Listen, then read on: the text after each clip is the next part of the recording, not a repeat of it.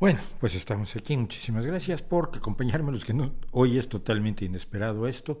O sea que si alguien no sabe, nadie sabe que estoy aquí, no hay nadie mirándome, es porque efectivamente no estaba planeado este streaming, pero como tenía que hacerlo de la tele rusa de todos modos, y además estaba el tema de, de, de Donald Trump que quería yo comentar, pues entonces vamos a aprovechar y vamos a hacerlo todo ahora. Vamos a hacerlo este viernes inesperado, en lo que es nuestro streaming 126 y medio. Y para empezar, por supuesto, como decíamos, vamos a hacer esto que dejamos pendiente ayer porque no nos dio tiempo. Esto es tu tele rosa. Ah, qué bien, no encuentra el archivo. Oh, un segundo, yo sé dónde está el archivo. Esperen. Esto lo edito después y queda guapísimo, ¿eh?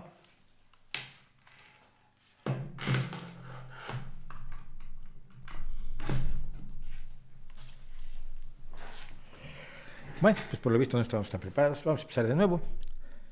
Decía yo que esto es tu tele rusa.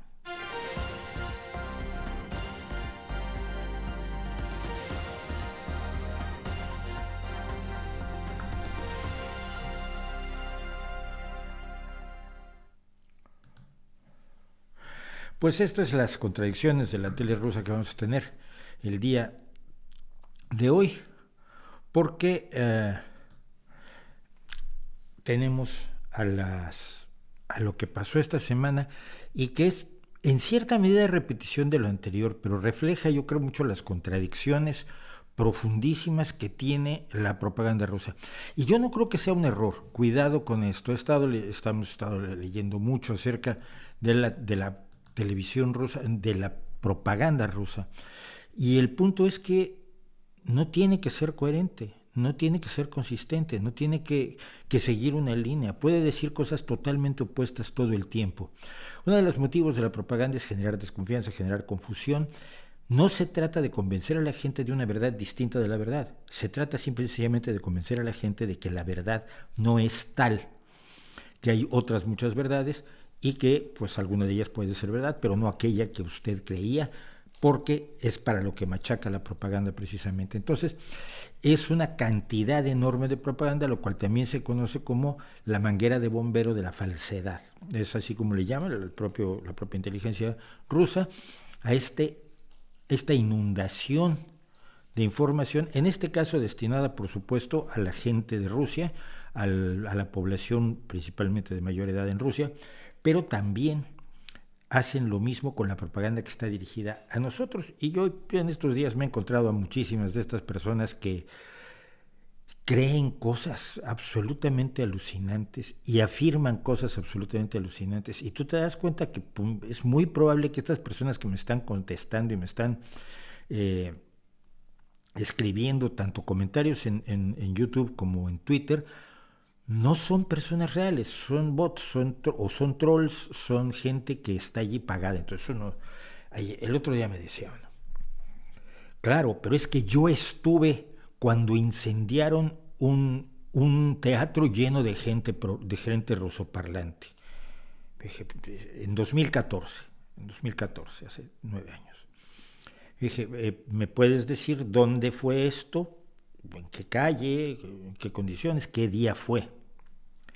Entonces pasa un largo rato. Y entonces me pasa un enlace. Y el enlace no se refiere a ningún teatro. Se refiere a una serie de enfrentamientos que hubo entre la gente que protestaba en el Maidán, que en una manifestación que hicieron determinada fueron atacados por un grupo prorruso que les empezó a disparar. La gente respondió, estos se escondieron no en un teatro, sino en el sindicato, en un edificio sindical. Empezaron a disparar desde el techo del edificio sindical contra los manifestantes y los manifestantes le prendieron fuego al teatro.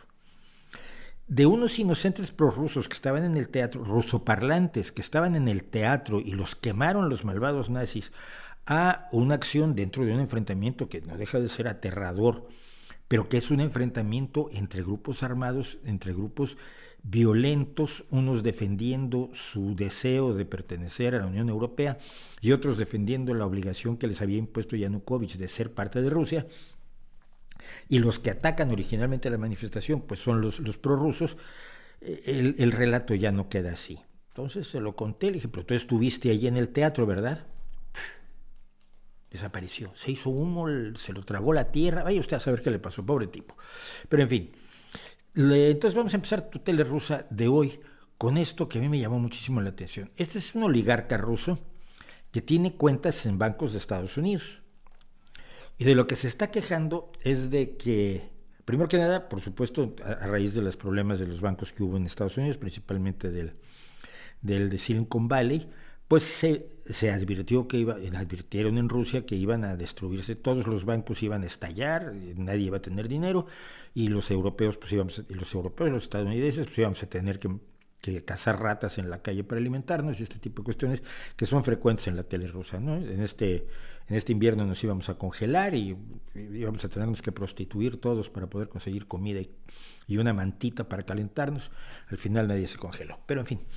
Pero esto es lo que le cuentan a la gente. Y entonces, sin embargo, este hombre dice que él está protegido, tremendamente protegido, porque es un cliente VIP. Y le parece muy mal que haya élites. Un oligarca ruso al que le parece mal que haya élites. Y le está contando esto al propagandista número 1, Vladimir Solovyov. Me dijeron que el banco está en una posición muy difícil, pero me dijeron que no tenía por qué preocuparme porque yo soy un cliente VIP. Y para clientes así, han creado una división independiente del banco que de alguna manera no es parte del banco. Así que incluso si el banco se colapsa, no habrá problemas. Primero que nada, esto es una paradoja, caso de ser cierto. Las sanciones que se están imponiendo contra Rusia, pero los bancos al mismo tiempo se están rompiendo por las costuras en los Estados Unidos. Y cuando se trata de la parte financieramente privilegiada de la sociedad, esa parte de la sociedad se ha protegido. Estados Unidos está siendo regidos por una coalición de minorías nacionales, étnicas y por supuesto sexuales. Es una coalición de minorías en contra de una mayoría blanca. Toda la serie de contradicciones de esto a mí me fascina. O sea, un hombre que pertenece a la élite, que se ha protegido en Rusia, que se robó todo, que se apropió de todo el país en 1991, 92, 93, en la época de la privatización, quejándose de que en Estados Unidos hay élites, pero inventando que estas élites son minorías raciales, étnicas y sexuales. No olvide usted esto, en la visión rusa, los gays y las lesbianas y los trans y los bisexuales rigen el mundo. Bueno, y hay gente, por supuesto, en Rusia que lo va a creer. Lo que tenemos a continuación es una historia falsa de Margarita Simonian. Ustedes saben que se ha hablado de armas de uranio empobrecido. El uranio empobrecido, la característica que tiene no es que sea radiactivo, es mucho menos radiactivo que el uranio que uno encuentra en las minas. Lo que tiene el uranio enriquecido es que es enormemente resistente, es mucho más denso que el plomo. Vea usted los números atómicos y entenderá por qué. Es más denso que el plomo, entonces la munición hecha con uranio empobrecido entra en los tanques con mucha mayor facilidad, y en algunos países, incluso europeos, se utiliza el uranio empobrecido como blindaje para los tanques, precisamente para evitar que penetren proyectiles del enemigo. Pero hasta ahora, en todas las utilizaciones que se han hecho del uranio empobrecido, no se ha demostrado que sus niveles de radiactividad tengan ningún efecto para las personas, ni para el medio ambiente, ni para los animales. Quizás tenga alguno, pero no es lo que dice esta propagandista, la antigua jefa de INA Afinogenova. Muéstrenme su canal de Telegram. Sí, aquí está. Después de usar el uranio empobrecido, ya no se puede cultivar nada en esa tierra. Nuestra tierra está siendo mantenida como rehén por ellos junto con la gente. Y dice ella, si el mundo occidental está enviándoles misiles con uranio empobrecido, tanques y cualquier otra cosa, contrata mercenarios, manda a sus propios instructores, entonces el mundo occidental está librando una guerra contra nosotros y nosotros no tenemos otra opción que librar una guerra en contra de ellos. Cosa que no estamos haciendo hasta ahora. En realidad lo que han dicho es que están en guerra contra la OTAN. Ella misma ha dicho que después de la guerra, después de que le ganaron a a Ucrania y ocuparon Kiev, pero lo dejaron porque ya no les interesaba, que desde marzo del 2022 están en guerra con la OTAN y ahora resulta que no, que todavía no están en guerra con Occidente, que tienen que estarlo.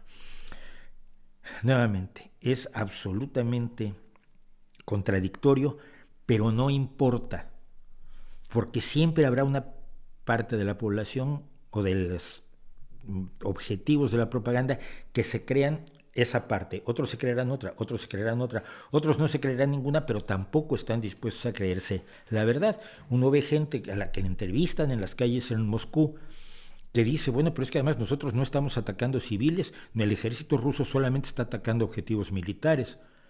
Dice, hombre, si así fuera la historia sería totalmente distinta, pero nosotros sabemos lo que ha pasado en Mariupol y en Bucha y en todos los lugares que fueron tomados por el ejército ruso y que hoy mismo, hoy ha habido ataques contra objetivos civiles, pero la gente cree que no. Pero vamos a pasar al punto fundamental de todo genocidio. Y en el streaming de ayer hablábamos de lo que es el genocidio, es destruir a un pueblo por su lengua, por sus creencias, por su nacionalidad, por su cultura, por sus costumbres, por lo que percibes como su raza, por su religión, etc. Y en este caso, para destruir a alguien y para convencer a tu pueblo de que ese grupo necesita ser destruido, tienes que deshumanizarlo.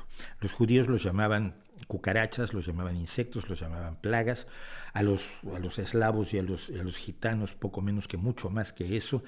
Deshumanizarlos, demostrar que si tú los matas no estás matando a un ser humano, sino estás matando animales. Y a eso se dedica buena parte de la propaganda. Alguien todavía está preocupado de que Dios no lo quiera, todavía tengamos que decidir por nosotros mismos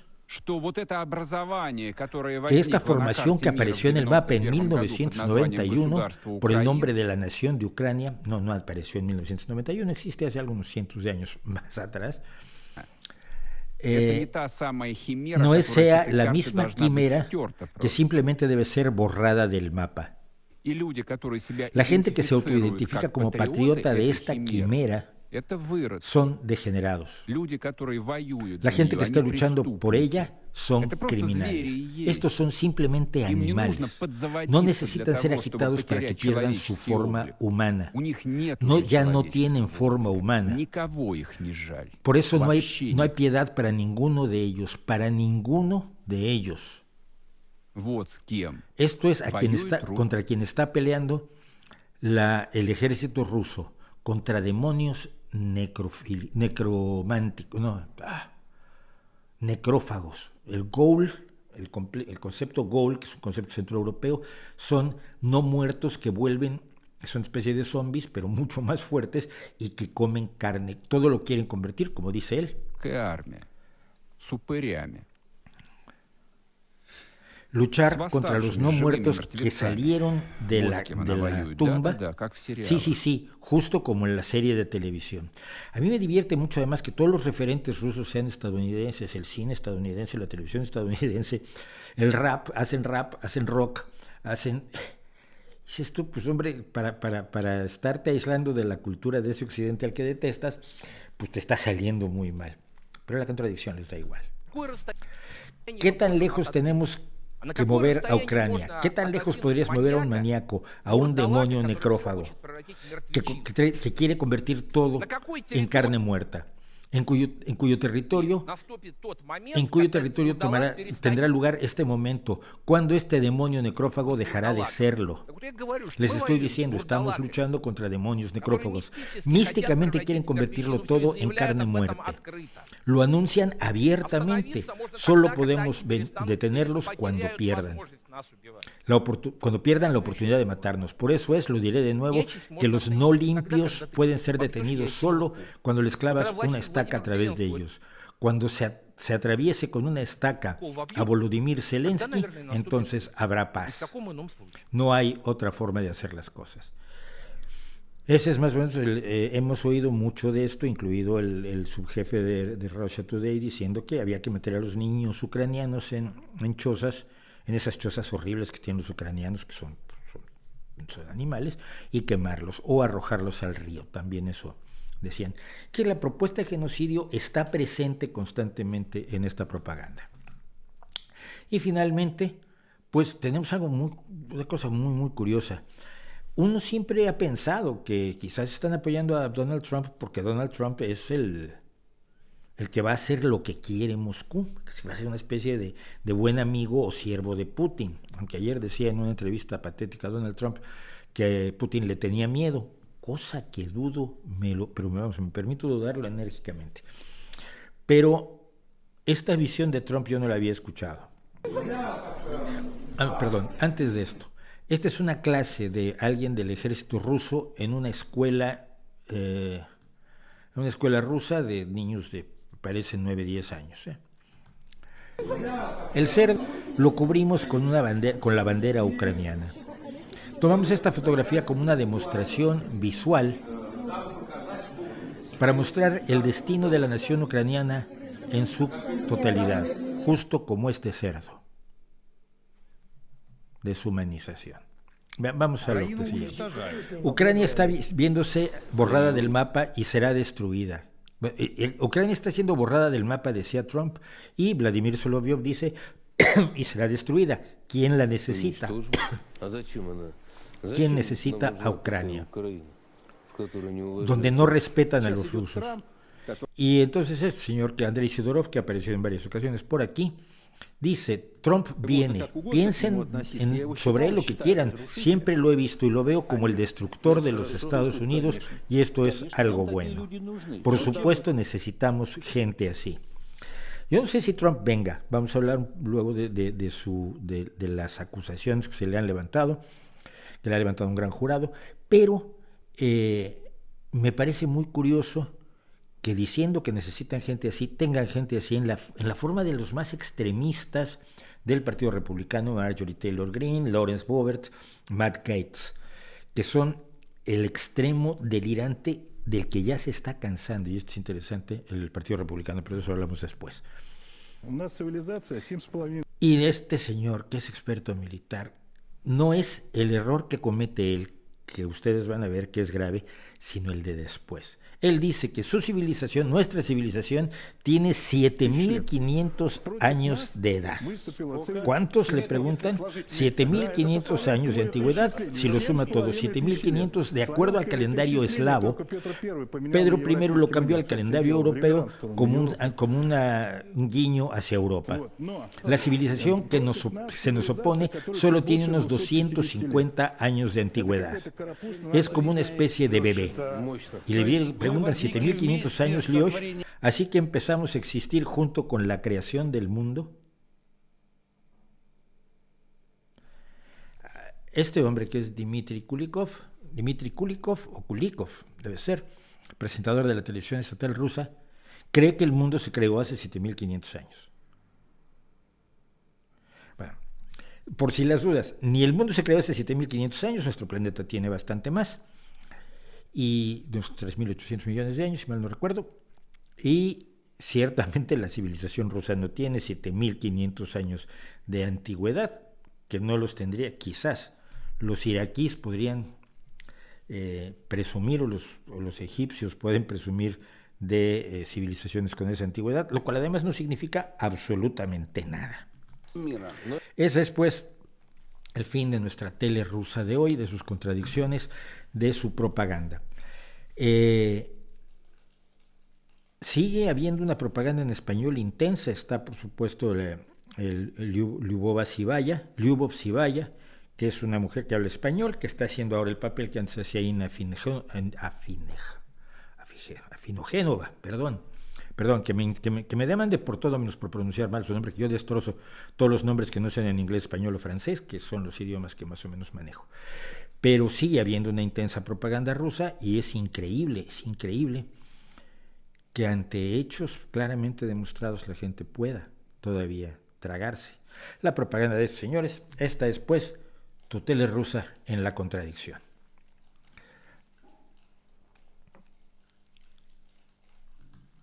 Y después de esto, pues quería yo hablar un poco, ya que estamos aquí. ¿Cuántas personas están por aquí? 43, qué impresión. Me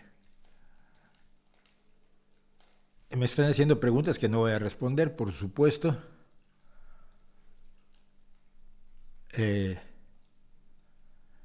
Sí, no, el gol, la palabra es de origen árabe, pero el mito es centroeuropeo hasta donde yo recuerdo, yo mal me equivoco. Bueno, Donald Trump fue formalmente acusado el día de ayer por un gran jurado, aunque él acusa por supuesto al fiscal, y la propaganda rusa dice que la acusación se debe al racismo del fiscal que es negro, del fiscal de Nueva York, del fiscal general de Nueva York, que es negro contra Donald Trump, porque pobrecito Trump es blanco, y ustedes saben que los negros se meten en un racismo brutal, continuado contra los blancos. Entonces, pero no fue él. Él simplemente está haciendo lo que ordenó el gran jurado, y el gran jurado ordenó que se le condenara. No voy a hablar de eso porque no sabemos cuáles son las acusaciones. Hasta hoy no se han mostrado, se habla de hasta 30 acusaciones penales que acordó el gran jurado. Pero todavía hace unos minutos leía yo y voy a dar la cita exacta, en la NBC, en la CNBC, que todavía no se conocían los cargos, que Trump enfrentaba hasta 30 acusaciones posibles, pero todo el mundo ha tratado de sacar conclusiones. Y a mí me llama mucho la atención la pasión por sacar conclusiones, sobre todo de los afectos a Donald Trump. Entonces, uno me decía hoy en Twitter, uno al que tuve que acabar bloqueando porque se puso pesado. Es que esta acusación es tan estúpida. Y dije, todavía no conocemos la acusación. ¿Cómo me dices que no se conoce la acusación? Porque el pliego de acusatorio del gran jurado no se ha liberado. Simplemente se informó que la decisión había sido presentar una acusación formal contra Trump e iniciar, por lo tanto, un proceso judicial en contra de Donald Trump. Nada más eso. Sigue siendo inocente, por lo menos según la legislación de Estados Unidos y de todos los países medianamente civilizados. La presunción de inocencia es uno de los elementos fundamentales contra cualquier acusado. Pero no se conocen las acusaciones. Pues que es una estupidez que lo acusen por esto. Que lo acusen por qué. Y esto sin contar con que hay acusaciones pendientes, hay procesos pendientes en al menos 2 estados más y un proceso a nivel federal. Este es un proceso que ocurre solamente en la ciudad de Nueva York y está relacionado con el pago que le hizo de $130,000 a la estrella del cine porno Stormy Daniels para que ella no contara que había pasado una noche, creo que ni siquiera una noche, por haber tenido una relación sexual con Donald Trump. Y el problema es que ese dinero al parecer fue de la campaña y fue dinero de la campaña que se le dio al abogado, pero el abogado el cheque a Stormy Daniels se lo dio hipotecando su propia casa porque él era el que le arreglaba todo, Michael Cohen, el que le arreglaba todo a Donald Trump. Entonces, hay 3 acusaciones pendientes que se pueden sumar a que son 3 juicios independientes. Es un juicio iniciado en Nueva York. Hay un juicio en Georgia, hay otro, no me acuerdo en dónde, y hay otro que es a nivel federal, y del nivel federal es más difícil salirse, porque la mayoría de las personas acusadas a nivel federal son acusadas con tanta certeza, con tanta solidez de las pruebas, que el 90 y tantos % resultan condenados. Todo el mundo quiere saber qué va a pasar. Esto es el inicio. Ya le han regalado la presidencia a Donald Trump. Me parece lo más curioso que se concluya eso. No lo sé, evidentemente, pero puedo argumentar en contra de ello basándome precisamente en el hecho de que en el Partido Republicano están un poco hasta aquí de Donald Trump. Sus últimos mitines, estos mitines multitudinarios que daba, sus últimos mitines han estado al 30% de capacidad. Se está quedando solo con los sectores más marginales, más residuales, más delirantes, más conspiranoicos, y esto lo percibe el Partido Republicano, y el Partido Republicano está haciéndose un poquito a un lado, no de la locura, porque la opción que tienen es hasta este momento Ron DeSantis, que está empeorando su retórica enormemente para sonar más loco que Trump, que ha dicho que si le piden la extradición de Trump para Nueva York, por cierto, no la va a conceder, lo cual sería un enfrentamiento gravísimo entre 2 estados. Pero no va a pasar. Lo más probable es que Donald Trump, como ya anunció, se entregue el martes en Nueva York. Y se entregue no quiere decir que lo van a meter a la cárcel. Se entregue quiere decir que le van a tomar las huellas dactilares, le van a hacer su fotografía de lo que se conoce como ficha signaléctica, le van a leer sus derechos, le van a leer su acusación, le van a poner una fianza y luego lo van a dejar libre, porque no son delitos que ameriten la prisión preventiva. Entonces nadie va a meter a Donald Trump a la cárcel el martes, ni mucho menos. y se está preparando todo para que sea lo menos problemático posible, aunque por supuesto irán locos. Cuando Donald Trump dijo que lo iban a arrestar el martes pasado y que la gente tenía que ir a defenderlo, fueron como 6 a la Trump Tower en Nueva York y como 25 a Mar-a-Lago en Florida, que es muy distinto de las multitudes que solía mover, de la multitud que lanzó precisamente el 6 de junio de 2020 contra el Capitolio, una multitud de varios miles de personas que habían estado antes escuchando sus arengas y las de Rudolph Giuliani y algunos otros conspiradores que querían precisamente alterar el resultado electoral. Que ese es el otro proceso que puede acumulársele a Donald Trump. Yo no creo que el Partido Republicano esté dispuesto a jugársela con Donald Trump, y menos viendo cómo sus bases se empiezan a reducir a los extremos más delirantes.